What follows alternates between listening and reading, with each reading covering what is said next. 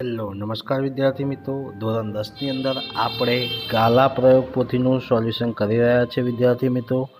તો આપણે આજે પ્રયોગ નંબર 24ની ચર્ચા કરવાના છે।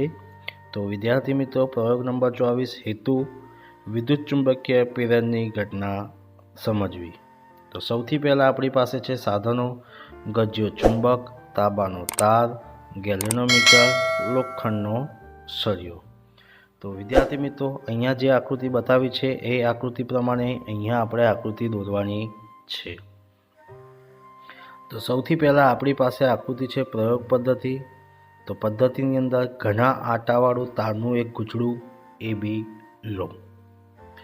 ત્યારબાદ આ ગૂંચળાના છેડાઓને આકૃતિમાં દર્શાવ્યા મુજબ ગેલ્વેનોમીટર સાથે જોડો।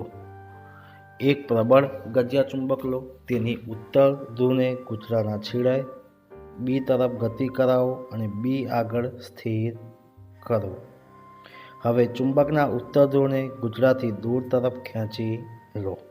ચુંબકની તરફ ગૂંચળાને લાવો અને દૂર લઈ જાઓ। ત્યારબાદ આ પરિસ્થિતિમાં તમારા અવલોકનની નોંધ કરવાની છે। તો અવલોકનમાં વિદ્યાર્થી મિત્રો, આપણને ખબર છે કે જ્યારે ચુંબકનો ઉત્તર ધ્રુવ ગૂંચળાથી દૂર ખસેડાય છે ત્યારે ગેલ્વેનોમીટરનો દર્શક ડાબી બાજુ અને ઉત્તર ધ્રુવ તરફ ગતિ કરે છે, ત્યારે ગેલ્વેનોમીટરનો દર્શક જમણી બાજુ આવર્તન દર્શાવે છે। ત્યારબાદ અવલોકન પરથી આપણે નિર્ણય લઈએ છીએ વિદ્યાર્થી મિત્રો, ચુંબક અને ગૂંચળા વચ્ચે સાપેક્ષ ગતિ થતાં વિદ્યુત સ્થિતિમાનનો તફાવત ઉત્પન્ન થઈ વિદ્યુત પ્રવાહ રચાય છે, જેને પ્રેરિત વિદ્યુત પ્રવાહ કહે છે।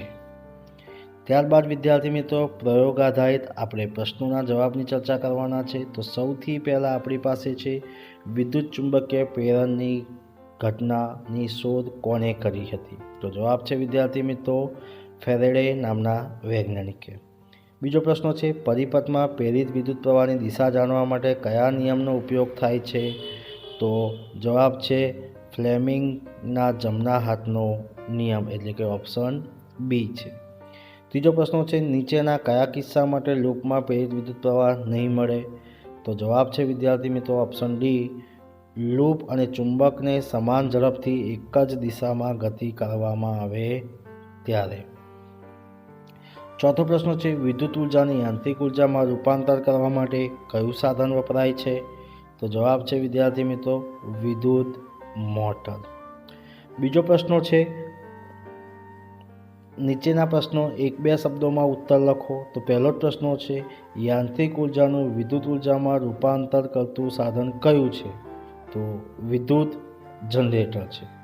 બીજો પ્રશ્ન છે, કયા નિયમની મદદથી ચુંબકીય ક્ષેત્રની દિશા જાણી શકાય છે?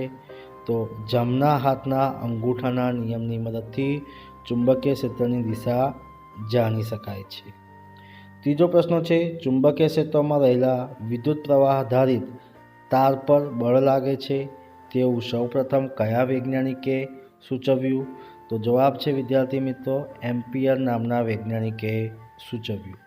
તો વિદ્યાર્થી મિત્રો, આ હતો પ્રયોગ નંબર 24ની ચર્ચા કરી, જે આપણે પ્રયોગ પોથીની અંદર સૌથી લાસ્ટ પ્રયોગ હતો।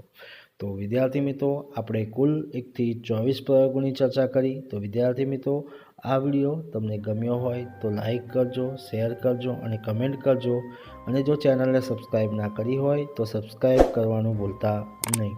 જય હિન્દ, જય ભારત।